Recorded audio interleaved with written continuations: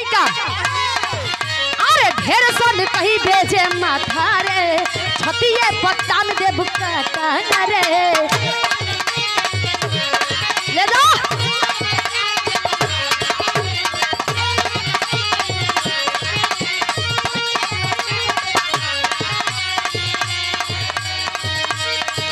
अरे ढेर सन कहीं भेजे माथा रे छतिए पतान देव का रे ए जब बोले नचबे तब बोले बचबे जब बोले नचबे तब बोले बचबे हिलाऊ कमर लगातार लड़की कहलस आइल बानी आइल बानी आइल बानी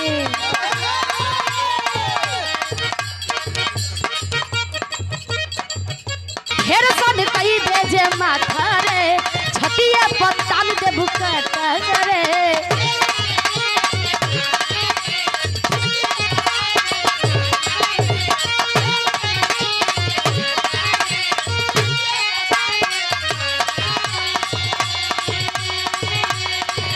अरे ढेर सन कई भेजे माथा रे छतिए पतान देव का रे ए जब बोले नचबे तब बोले बचबे जब बोले नचबे तब बोले बचबे हिलाऊ कमर लगातार लड़की कहतिया ए आइल बानी आइल बानी आइल बानी आहिल बानी यूपी में पहला बार धीरे नचाई तनी ए सरकार आहिल बानी बाबा लेना पहले बुढ़ौती में ही हाल हो तो जवानी में का होता ए आहिल बानी यूपी में कई बार लेकिन यही जा पहला बार आइल बानी आहिल बानी यही जा हम पहला बार धीरे नचाई ए सरकार ए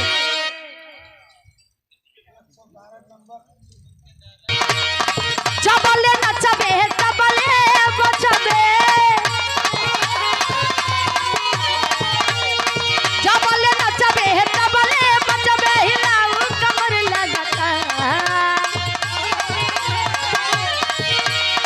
जब बोले नचबे तब बोले बचबे हिलाऊ कमर लगातार लड़की कहतिया कि छोड़ दी ना सरकार अरे आहिल बानी यूपी में कई बार भोजपुरी अदा म्यूजिक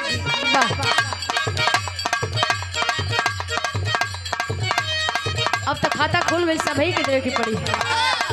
कहे आहिल बानी यही जा हम पहला बार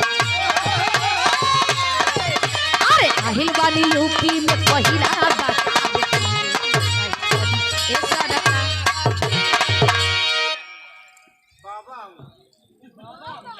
बाबा जो है ये हम बाबू होई होई होई होई ई बिरावे होता हमन के बेटा थमाल पानी तो बेटा ले बेटा वो ले ले आगे से अच्छे लाल चमार जी लड़की के चाचा और दादा की ओर से बा दादा दादा 100 रुपया दे के सम्मान के लिए पुनः बहुत बहुत धन्यवाद बा अरे जब बोले नचबे तब बोले बचबे एहो जब बोले नचबे तब बोले बचबे हिलाऊ कमर लगातार अरे आहिल बानी यूपी में पहिला बार धीरे नचाई